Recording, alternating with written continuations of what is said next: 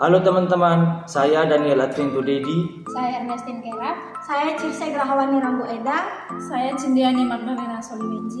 Saya Beatrix Ramona Manape. Saya Putri Gede Sinayano. Saya Maria Tukan. Kami dari kelompok 1 akan menjelaskan materi mengenai sejarah hak asasi manusia di Indonesia untuk memenuhi tugas mata kuliah pendidikan hak asasi manusia. Selamat menyaksikan. Oke, baik teman-teman, sebelum kita masuk pada sejarah HAM di Indonesia, terlebih dahulu kita harus mengetahui apa itu HAM atau hak asasi manusia. Jadi teman-teman, hak asasi manusia merupakan prinsip-prinsip dasar yang mengatur hak-hak dan kebebasan yang melekat pada setiap individu tanpa diskriminasi berdasarkan ras, agama, gender, kebangsaan, ataupun faktor lainnya. Nah, contoh hak-hak dasar pada manusia yaitu ada hak untuk hidup, kemudian hak untuk berpendapat, hak untuk berbicara, hak untuk beragama, hak untuk mendapatkan kesehatan ataupun pendidikan. Nah, sekarang kita masuk pada periode atau sejarah HAM di Indonesia. Yang pertama, ada periode sebelum kemerdekaan dimulai pada tahun 1908 sampai 1945. Nah, pada periode ini ditandai dengan adanya muncul organisasi-organisasi penting, yaitu ada organisasi penggerak nasional Budi Otomo pada tahun 1908, kemudian ada organisasi Sarekat Islam pada tahun 1911, kemudian ada juga organisasi Indische Party pada tahun 1912, kemudian ada organisasi Perhimpunan Indonesia pada tahun 1925 dan juga ada Partai Nasional Indonesia pada tahun 1927. Nah, teman-teman, organisasi-organisasi ini memperjuangkan hak-hak dasar manusia seperti hak untuk merdeka, hak untuk berserikat, dan hak untuk menyampaikan pendapat. Nah, secara garis besar, periode HAM pada masa ini atau sebelum kemerdekaan ini merupakan masa di mana bangsa Indonesia mulai menyadari pentingnya hak-hak dasar manusia dan memperjuangkannya melalui berbagai organisasi pergerakan nasional. Kita akan masuk pada topik yang kedua, yaitu mengenai periode HAM setelah kemerdekaan, yaitu pada tahun 1945 sampai dengan sekarang. Nah, yang pertama itu ada periode 1945 sampai dengan 1950. Nah, pada periode awal kemerdekaan ini, fokus utama bangsa Indonesia adalah bagaimana caranya lepas dari penjajahan dan mempertahankan kemerdekaan yang baru diraih. Nah, pemikiran HAM pada masa ini sangat erat kaitannya dengan semangat perjuangan bangsa.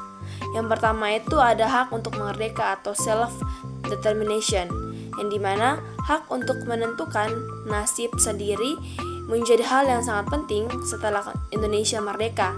Nah, bagaimana Indonesia berhak untuk menentukan politik, untuk memutuskan arah politik, ekonomi, dan sosial mereka sendiri tanpa campur tangan dari pihak luar.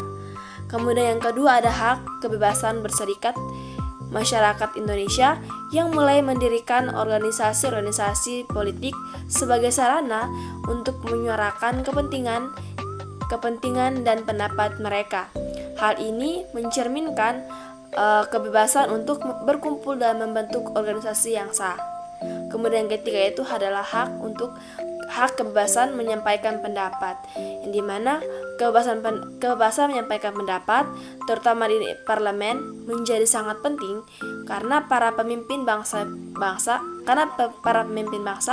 berdebat dan berdiskusi untuk menentukan arah negara yang baru merdeka ini.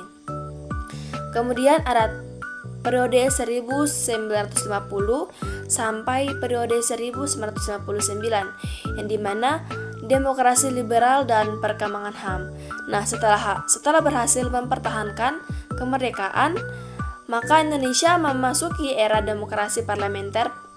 Nah, pada saat ini pemikiran HAM mengalami perkembangan yang signifikan, yang dimana yang pertama itu ada munculnya partai politik dengan berbagai ideologi. Nah, banyak partai politik berdiri mewakili berbagai pemikiran dan kepentingan masyarakat. Yang kedua itu ada demokrasi multipartai yang memberikan kesempatan lebih besar bagi rakyat untuk memilih pemimpin mereka. Yang kedua itu ada kebebasan pers, yang dimana kebebasan pers ini dalam memberitakan berbagai isu termasuk kritik terhadap pemerintah, dan media menjadi salah satu alat kontrol sosial untuk mengawasi jalannya pemerintahan. Kemudian yang ketiga itu pemilihan umum yang aman, bebas, dan demokratis. Nah, Indonesia pengadukan pemilihan pertama pada tahun 1955 yang dianggap sebagai pemilu paling demokratis di era itu, yang dimana pemilu ini memungkinkan rakyat memilih wakil-wakilnya di parlemen secara langsung. Kemudian yang keempat ada kontrol parlemen atas eksekutif, yang dimana parlemen memiliki kekuatan untuk mengawasi pemerintahan atau eksekutif sehingga kebijakan pemerintah lebih terkontrol. Dan sistem ini juga mencegah munculnya pemerintahan otoriter dan memastikan kebijakan dibuat untuk kepentingan rakyat. Halo, di sini saya akan menjelaskan periode setelah kemerdekaan. Nah, pada periode yang kedua yaitu periode pada tahun 1959 sampai dengan 1966, di mana periode ini merupakan masa berakhirnya demokrasi liberal dan digantikan dengan demokrasi terpimpin yang terpusat pada kekuasaan Presiden Soekarno. Demokrasi terpimpin tidak lain sebagai bentuk penolakan Presiden Soekarno terhadap demokrasi parlamenter yang dinilai merupakan produk Barat, yang melalui sistem demokrasi terpimpin kekuasaan terpusat di tangan presiden itu sendiri. Jadi presiden tidak dapat dikontrol oleh parlemen, sebaliknya juga parlemen dikendalikan oleh presiden. Nah, kekuasaan Presiden Soekarno bersifat absolut, bahkan didomatkan sebagai presiden seumur hidup. Lalu akhirnya pemerintahan Presiden Soekarno sekaligus sebagai awal era pemerintahan Orde Baru, yaitu masa pemerintahan Presiden Soeharto. Yang berikut pada periode 1966 sampai dengan 1998, pada mulanya Orde Baru menjanjikan harapan baru bagi penegak HAM di Indonesia. Namun, janji-janji Orde Baru tentang HAM mengalami kemunduran pesat pada tahun 1970-an sampai dengan 1980-an setelah mendapat mandat konstitusional dari sidang MPRS. Nah, Orde Baru menolak HAM dengan alasan HAM dan demokrasi merupakan produk Barat yang individualistik yang bertentangan dengan prinsip lokal Indonesia, yaitu gotong royong. Di sini saya akan menjelaskan periode setelah Orde Baru. Nah, pada tahun 1998 adalah era paling penting di mana dalam sejarah perkembangan HAM di Indonesia karena terbatas dari pasungan rezim Orde Baru. Periode ini juga merupakan awal diakuinya demokrasi dan juga HAM, di mana di kala itu dipimpin oleh B.J. Habibie yang menjabat sebagai wakil presiden. Nah, pada masa pemerintahan B.J. Habibie, perhatian pemerintah terhadap pelaksanaan HAM mengalami perkembangan yang cukup signifikan, misalnya lahirnya TAP MPR nomor 17/MPR/1998 tentang HAM merupakan salah satu indikatornya. Nah, komitmen pemerintah juga ditunjukkan dengan pengesahan seperti Undang-Undang Republik Indonesia Nomor 23 Tahun 2002 tentang Perlindungan Anak dan pengesahan Undang-Undang Republik Indonesia Nomor Tahun 2004 tentang penghapusan kekerasan dalam rumah tangga. Di sini saya akan menjelaskan mengenai problematika HAM di Indonesia pada masa Orde Lama. Nah, pada masa Orde Lama ini terjadi sebuah peristiwa yang bernama G30S PKI.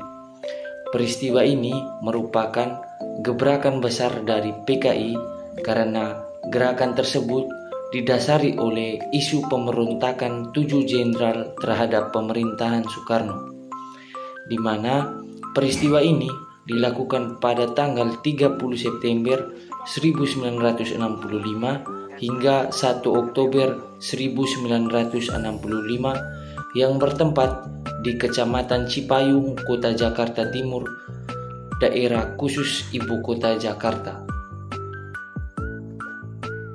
Baik, di sini saya akan menjelaskan problematika pada masa Orde Baru. Nah, problematika yang pertama itu ada kasus Sengkon dan Karta.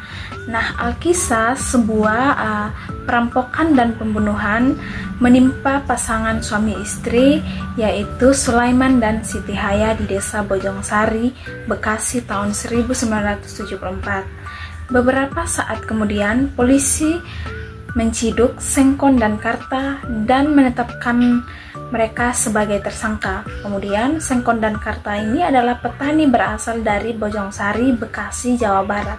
Keduanya dituduh merampok dan membunuh pasangan Sulaiman dan Siti Haya. Kemudian tak merasa bersalah, Sengkon dan Karta semula menolak menandatangani acara pemeriksaan, tapi lantaran tak tahan menerima siksaan polisi, keduanya lalu menyerah. Kemudian Hakim Junarti Sutrisno lebih mempercayai cerita polisi ketimbang bantahan dari kedua terdakwa yaitu Sengkon dan Karta. Maka pada Oktober 1977 Sengkon divonis 12 tahun penjara, sedangkan Karta 7 tahun. Putusan itu dikuatkan Pengadilan Tinggi Jawa Barat. Kemudian ada kasus yang kedua yaitu penembakan misterius atau Petrus. Petrus merupakan kasus yang terjadi antara tahun 1983 hingga 1985.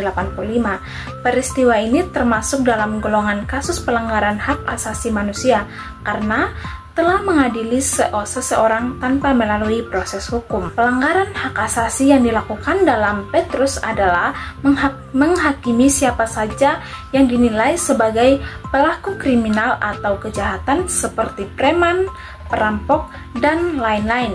Pada tahun 1983 tercatat sebanyak 532 orang tewas dan 367 jiwa tewas karena luka tembak diduga korban penembakan misterius. Kemudian pada tahun 1984 ada 107 jiwa tewas dan pada tahun 1985 sejumlah 74 jiwa orang tewas. Nah, 28 diantaranya tewas karena ditembak. Kemudian ada kasus kerusuhan Mei. Kerusuhan rasial terhadap etnis Tionghoa yang terjadi di Indonesia pada 13 Mei sampai dengan 15 Mei 1998, khususnya di ibu kota Jakarta, namun juga terjadi di beberapa daerah lainnya. Kerusuhan ini diawali oleh krisis finansial Asia dan dipicu oleh tragedi Trisakti, di mana 4 mahasiswa Universitas Trisakti ditembak dan terbunuh dalam demonstrasi 12 Mei 1998. Hal ini pun mengakibatkan penurunan jabatan oleh Presiden Soeharto serta pelantikan Presiden B.J. Habibie. Di sini saya akan menjelaskan mengenai problematika pada masa era reformasi. Terdapat 2 problematik, yaitu ada konflik Sampit dan penembakan 6 Laskar Front Pembela Islam atau FPI. Nah, yang pertama konflik Sampit. Konflik antar etnis di Sampit ini terjadi di Kalimantan Tengah yang bermula dari bentrokan yang terjadi pada tanggal 18 Februari 2001 antara warga suku Dayak dan suku Madura sebagai pendatang. Dan peristiwa ini kemudian meluas ke seluruh provinsi ini termasuk ibu kotanya yaitu Palangkaraya.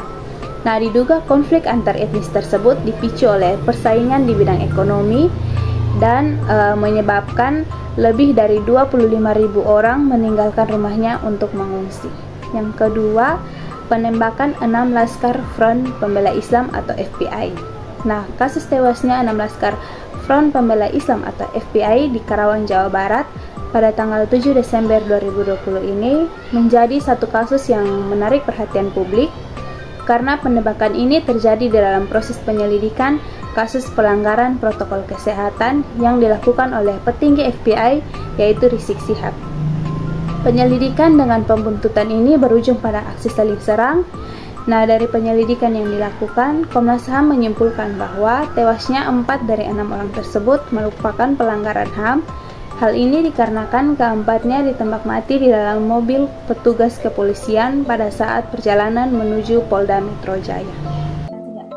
Sekian penjelasan materi dari kelompok kami, semoga bermanfaat. Terima kasih. Bye.